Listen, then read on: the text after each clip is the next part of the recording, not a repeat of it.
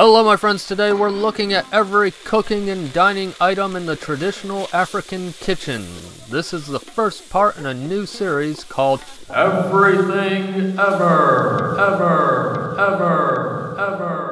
In this series we plan to show every tool and object ever made in Africa. I've made a huge list of items from the continent and divided them as best as I can into various categories such as tools, fashion, recreational items, and many more. And as I said a moment ago, we're beginning with some of the most essential tools of all human cultures, which is the things we use to prepare and eat food. The first kitchen supply I want to start with is the mortar and pestle. This item, like many in this category, can be found all over the African continent and other parts of the world as well. They come in a number of different sizes and can be operated by one or more people. These objects, like many things on this list, are an ancient tool that has been in use for thousands of years. The mortar is the bowl part and the pestle is the stick. Foods such as millet, yams, rice, and more are placed into the mortar and are then repeatedly pounded and crushed by the pestle in order to process the food. And in the footage on screen, we're watching a Ugandan woman named Eunice using her mortar and pestle to pound millet. Before we move on, I'd like to show you a sculpture from the country of Mali, which depicts a Dogon woman who is also pounding millet with her mortar and pestle. This carving may have served as a memorial, which showed the contributions of a woman during her lifetime. When someone dies in a Dogon village, their life is celebrated with long orations that commemorate their life's work. The particular sculpture we're looking at likely served as a visual representation of those funeral orations.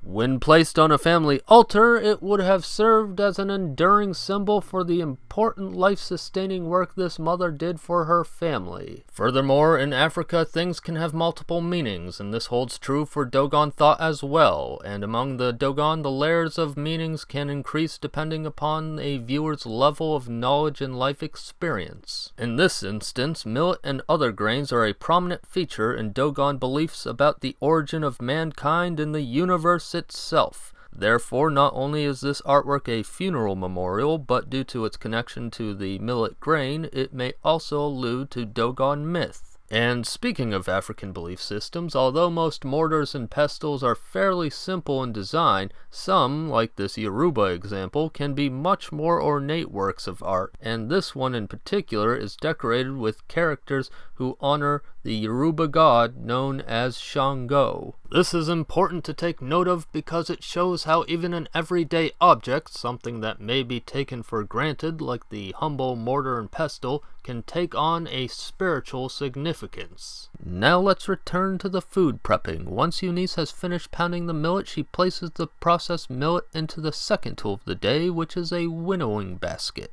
This is a device that allows one to separate the grains from the chaff. This activity, known as winnowing, can be done in more than one way. In the footage you're watching, Eunice pours out her millet from a high point and allows the millet husks to be swept away by the wind, while she makes sure not to stand in the way of the wind, else those husks would get all over her. Another winnowing technique involves tossing the grains into the air and then catching them with the basket, allowing the husks to fly away during the toss. After the winnowing is done, Eunice moves on to the grindstone, our third third object of the day. The grindstone is among one of the oldest stone tools, and it is used to crush millet, sorghum, and other things into powder. Once it's been grinded, the millet transforms into flour, which can be turned into other things such as porridge, couscous, and etc. It's worth noting that even the simple grindstone can have variety in its design as well. For example, here's a double grindstone. Initially, I was planning to tell you more about the history of this object, however, I think we could do that in a separate video in the future, because it's very likely that a good number of objects that I talk about in this series will get more in-depth videos later down the line. Now that we've talked about some food prep items, you may be starting to wonder how things are actually cooked. Well, for some cultures, just a good old open flame will do, but some Africans have ovens, which is our fourth item of note. The traditional earthen ovens can range in form from simple temporary ovens like the one you see Eunice building here to cook a potato, to much larger permanent ovens like the two on screen now. The one on the left is from the West African country of Mali, and the one on the right is from the North African country of Morocco. Despite being in different regions of Africa, the technology is basically the same. Far to the east in Ethiopia, their cooking devices are a bit different in style in that it's a griddle. Come to think of it, that's technically its own thing, so our number 5 is the Ethiopian griddle called a mitad, aka mogogu. At least one academic paper I found referred to these griddles as a midja, but mitad seems to be far more common. That paper also pointed out that this kind of stove comes in a few varieties as well, including a modern electric type. Even though our focus in this series is traditional stuff, I felt that it was worth mentioning because some people do need reminders that most Africans live in modern cities with electric appliances. Having said that though, I did read an article by Warda Abbas, the founding editor of the Muslim Women Times, and from her experiences in Nigeria, she has noticed that many older West African women practically have two sets of kitchen tools. The modern ones, which are basically for show, and the rough, almost rarely modified ancient ones with which the real cooking is done. The reason for this is explained by a 60-year-old Nigerian woman by the name of Rinu Yusuf, who is quoted as saying, "The ancient tools are the secret of our magical mouth-watering cuisines. You can't compare traditionally made pounded yam with the one ground with a machine." So yeah, it seems that despite the fact that many Africans do have access to modern-day appliances, oftentimes they prefer their traditional tools. Anyway, let's get back to the mitad. The most famous foodstuff the mitad is known for cooking is the absorbent flatbread known as injera, which is the primary staple food of the country. It's made from teff, a type of grain native to the Horn of Africa. In addition to the mitad, Ethiopians also use a hearth that is surrounded by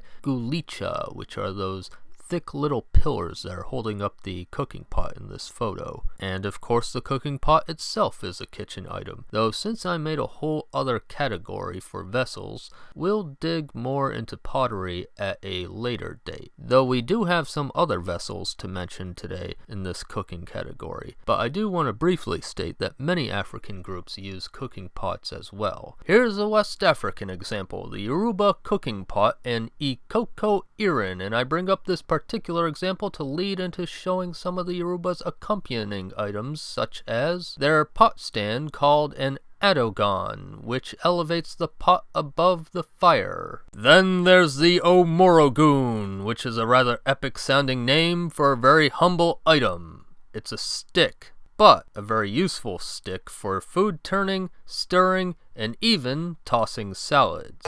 To put it in colloquial kitchen terms, it's essentially an African spatula. At least the smaller ones could be called a spatula. I don't think one would ever refer to the bigger omorogun as a spatula. And speaking of spatulas, even these can have ornate variants, like this Hemba spatula from the Congo, which is adorned with two Singiti ancestor effigy faces. The other Yoruba item that's used in conjunction with this pot is a traditional blender, the ejebe, also known as the cooking broom due to its resemblance to a broom. They were originally made from raffia, though in modern times you can find some made from plastic. Returning the discussion to East Africa, once an Ethiopian is done cooking, they serve their food on a tray called gabeda, which itself rests on a mazab dining table. Mazabs come in a variety of colors and sizes. There are some that are small enough to sit on another table and are meant to hold various knickknacks. Now, I have seen some other tables in my African art studies, but it's not entirely clear to me whether those other tables were dining tables or if they were meant for other things. So we'll get to those tables when we eventually do a video about African furniture. Ethiopia's food and dining culture seems to have been better documented than most of Africa's culinary offerings, so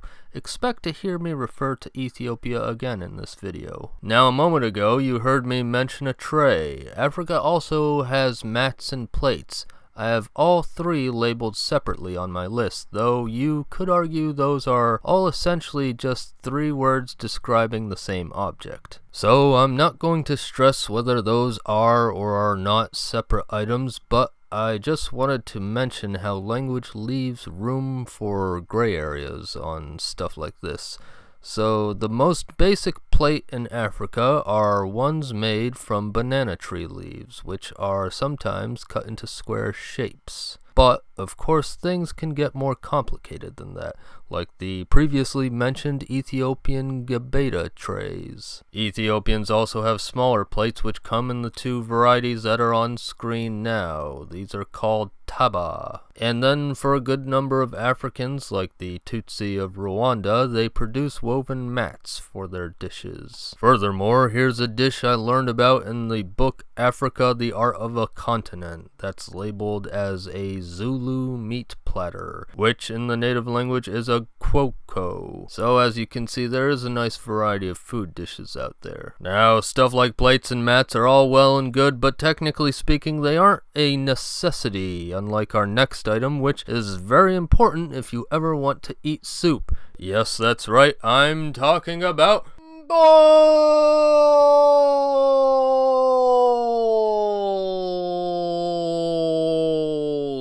Gotta have a bowl, how else would I eat my honeygrams? What? General Mills ain't paying me money, so I ain't gonna mention their version. Besides, what are you, too good for a knockoff cereal? Anyway, I guess I should make it clear there is no traditional African cereal, at least not in the way that we think of cereal. But they do need bowls for stuff like soup, porridge, and don't forget, cow's blood. It's what's for dinner. Jokes aside, though the blood thing is real, it's not exactly for every African culture. For example, most West Africans view blood as something only for spirits to consume. This is one of the small drawbacks of being an educator. If I make a joke, I have to then, well, actually myself.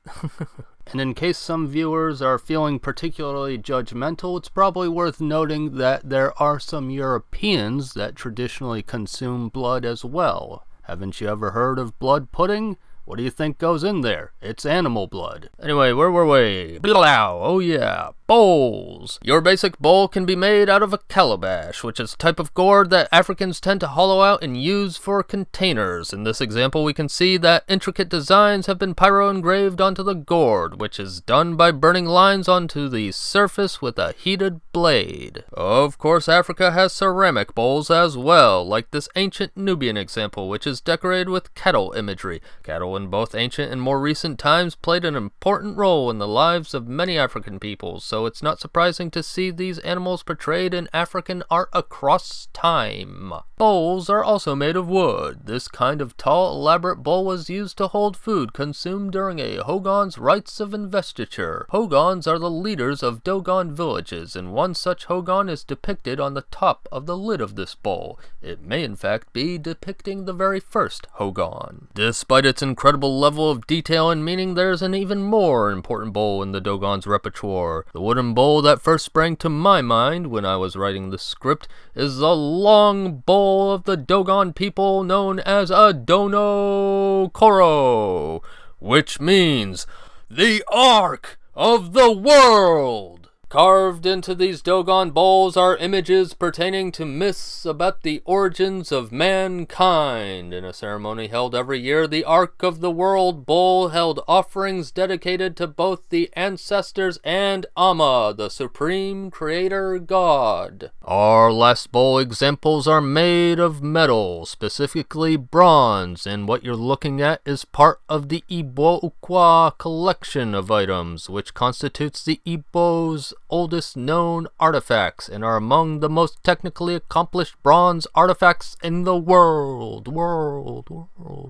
And the most complex of the Igbo Ukwa bowls is this vertical one that was cast in multiple parts. This bronze marvel was a ceremonial wine bowl, emphasis on the word bowl, not cup. We'll get to cups in a bit, but before we do that, let's discuss a few items used in the drink preparation process. First up, we got stuff like sieves and strainers, and I got more than one to show you. The traditional version of these kitchen tools tends to take the form of a specialized basket. The one on the left is from the Democratic Republic of Congo, and the one on the right is from Egypt. Despite those similarities, as you can see, the Zulu strainers look much different than what you might expect. Basically, it's a porous bag, which the brewer will fill with water and the beer ingredients and then squeeze the resulting liquid into a container. But this isn't the only item used in the Zulu beer making process. Sometimes they will also use skimmers to help the process of separating the liquid from the solids. Unsurprisingly, Ethiopia has a couple of drink prep items too, including the Beret Matad, aka Menkeshkesh,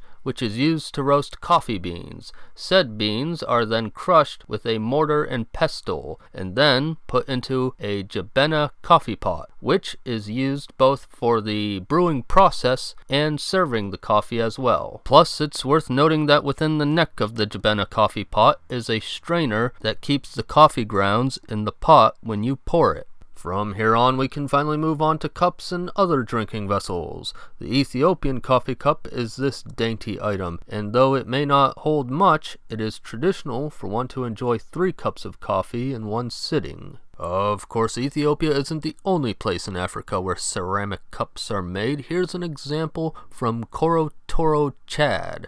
According to the book Africa, the Art of a Continent, this beaker shows evidence of relations between the ancient civilizations in the areas that would become Chad and Sudan. The book reveals this relationship by comparing this Chadian cup with both a Sudanese cup and a bowl as well. I like pointing this out because it shows how studying everyday objects can lead to learning about important historical connections between two different areas. Moving on from ceramics, here's a beer vessel made from a calabash, which is the work of the Kamba people of Kenya. Unlike the calabash bowl we saw earlier that was decorated with pyro engravings, the artist who worked on this calabash dressed up the drinking vessel with colorful beads instead. And speaking of beaded gourds, there are palm wine vessels in Cameroon that are so heavily covered in beads that you can't even see the calabash underneath them all. The next cup making material we're looking at is wood. Some of my favorite African cups are the wooden cups of the Kuba people of the Democratic Republic of Congo. High-ranking Kuba men would compete for influence by serving wine to people which they would distribute in these expertly carved cups to display their greatness. And although the competitive aspect is important to note, for me personally, the reason I appreciate these cups so much is due to their sheer artistic genius. If we return to Cameroon, we can see an example of one of the more unusual types of drinking containers, the drinking horn, which, as the name suggests, is made of an animal horn. This drinking horn has the spider pattern scrimshawed onto the surface, which is associated with wisdom and divination. We can actually look at both a drinking horn and a palm wine vessel in their proper historical context in this old photo of the Babongo King Zaki and his wives. The wife on the top left of the photo carries the palm wine calabash Nkaa Ndu, and his wife on the lower right of the image has the drinking horn Ndu Nyi. The objects held by the other two wives are not related to food or drink, but we'll eventually talk about those items another day. Meanwhile, horns aren't the only animal-related material used for drinks. In fact, for thousands of years, some Africans, like the San from southern Africa, have made cups out of ostrich eggs. Yes, that's right, even an egg can be turned into a cup. Keep in mind, the ostrich lays really big eggs, so they can hold a good amount of liquid. And like with other items on today's list, these egg cups can become a canvas for artistic expression. Our final category of kitchen items today is utensils! Now, I've talked quite a bit about food prep today, but I've yet to mention one of the most essential food prep items, and that is the handy-dandy knife. And of course, Africa happens to be where the knife was first invented. It's such an old and essential tool that it even predates Homo sapiens, and the ancestors of mankind used their stone blade tech to cut meat and plants. That said, Sub-Saharan Africa has been smelting and forging iron since at least the 6th century BC. So that being the case, let's take a look at an iron blade. This here is the Maasai's semi-blade. Now, sword enthusiasts may know this to be a sword for combat, and yes, it is indeed that. However, it is also a knife for butchering meat. When you're a hunter-gatherer society, like the Maasai, you need to pack lightly. So it makes sense that your blade for combat is also your blade for food prep. Having said all that, if you're interested in African swords, I just want to let you all know that Red Spirit Mask has a whole series of videos about African swords. Now, before we move on from knives, we should point out that most Africans are traditionally agriculturalists.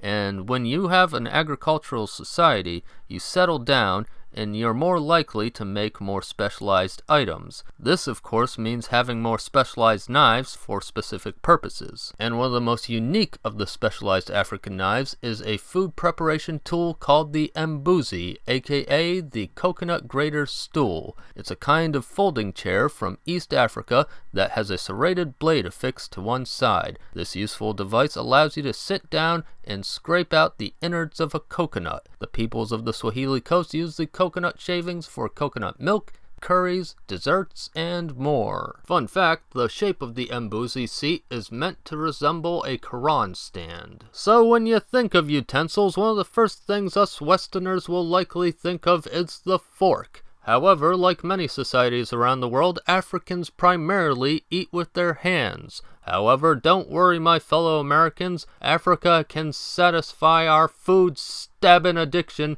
with another tool, the skewer. Here are some Hausa examples from Nigeria. Don't that look tasty? Next up, we got straws. I bet some of you thought this was a modern thing, but no, humans have had straws way before the invention of plastic. These are all natural wooden straws that a number of East Africans used to drink beer out of a motherfucking boat. Said beer, by the way, is made out of banana. Oh, and it probably goes without saying, but I'll say it anyway. The banana beer boat is obviously not a utensil, but it made sense to talk about it and the straws at the same time rather than discussing the two items separately. By the way, if you're a bit of a germaphobe like me and don't want to drink out of the same boat as everyone else, well, good news, you can drink your banana beer in your own individual calabash instead. That said, only the guy who drinks beer out of a boat can truly say, I am a man of the sea. There's probably only like 1 or 2 people in the audience that will get that reference. Worth it. The time has come for spoon! One of the simplest forms of spoons in Africa is the scoops. The traditional scoop is made from either calabash or wood. It's used to handle hot, solid foods and place them onto a plate in a way which gives the food a round and smooth look. Another important spoon variant is the good old ladle. Again, these two are made from calabash or wood. The ladle in this footage is a calabash, while the one in this picture is carved out of wood. However, ladles can get a lot more interesting than these two examples, like this one that is part ladle and part dance wand. As I alluded to earlier, having an item with dual uses can be very helpful, which makes me wonder, do you think Africans would like the practical and definitely safe knife wrench Finally, feast your eyes on a few fabulously fantastic, fun, featured-filled favorite spoons! I'm quite fond of African spoons, as you can clearly see, and there is a large amount of highly sculpted spoons that can be found all across the continent. One day I plan to make a video all about African spoons, and no, I'm not kidding. It will likely either be in the form of a top 10 list or a tier list. So that gives you something to look forward to, because today's list is complete! But before you go, remember this video is part of a collaboration called Untold Black History, so be sure to watch the other wonderful videos in this playlist. Contributors to Untold Black History include the channels From Nothing, History and Headlines, Home Team History, Ken Kwame Writes, Mostly Me Singing, Red Spirit Mask, Schrodinger's Moose, Soma's Academy, Useful Charts, and Veritas et Caritas. Additional footage for this video in particular was provided by the following: Choli Pride, copyright-free videos, Ethio Tasty Food, Kimuntu Bear, Lempes, and Woody Maya. Thank you for watching. Bum bum bum